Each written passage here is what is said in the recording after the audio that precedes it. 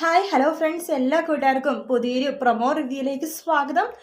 അങ്ങനെ ലാവണ്യ ചെയ്ത തെറ്റ് എന്തായാലും മുത്തശ്ശിക്ക് ക്ഷമിക്കാൻ പറ്റില്ലെന്ന് മനസ്സിലാക്കിയ ശ്രുതി ആ ഒരു തെറ്റ് അശ്വിന്റെ തലയിൽ കെട്ടിവെക്കുവാട്ടോ. ആ തുളസിമാല അശ്വിനാണ് എടുത്ത് മാറ്റിയെന്നും അതുകൊണ്ടിട്ട് വാതിലുമേൽ കെട്ടിത്തൂക്കി വെച്ചിട്ടുണ്ടെന്നും ശ്രുതി പറയുമ്പോഴേക്കും മുത്തശ്ശിക്ക് ആകെ ദേഷ്യമായിരുന്നു. മുത്തശ്ശി ചോദിക്കുന്നുണ്ട്, നീയാണോ കുഞ്ഞ് അങ്ങനെ ചെയ്തത് എന്ന് ചോദിക്കുമ്പോൾ പെട്ടെന്ന് തന്നെ നമ്മുടെ അശ്വിൻ ശ്രുതിയുടെ മുഖത്ത് നോക്കുമ്പോൾ ശ്രുതി കണ്ണടച്ച് കാണിക്കുവാണ്. ആ സമയത്ത് അശ്വിനെ മനസ്സിലായി ലാവണ്യനെ രക്ഷിക്കാൻ വേണ്ടി ശ്രുതി കള്ളം പറഞ്ഞതാണ്.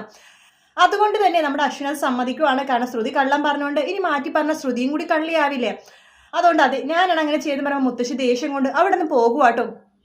ശേഷം നമ്മുടെ അഞ്ജലി പറയുന്നുണ്ട്, ശ്രുതി നീ എന്തായാലും ഈ പ്രാവശ്യം നമ്മുടെ ലാവണ്യനെ വീണ്ടും രക്ഷിച്ചിരിക്കുക. എന്നാലും കുഞ്ഞൻ ഇതിനെ സമ്മതിക്കുമെന്ന് ഞാൻ വിചാരിച്ചല്ല. സാധാരണ അവൻ മറ്റുള്ളവരുടെ കുറ്റം ഒരിക്കലും ഞാനിതുവരെ കണ്ടില്ല അവനെ ഏറ്റെടുക്കുന്നത്. പക്ഷെ ഇത് ഏറ്റെടുത്തത് വലിയ അത്ഭുതം തന്നെയാണ് ശ്രുതി എന്നൊക്കെ പറയുവാണ്.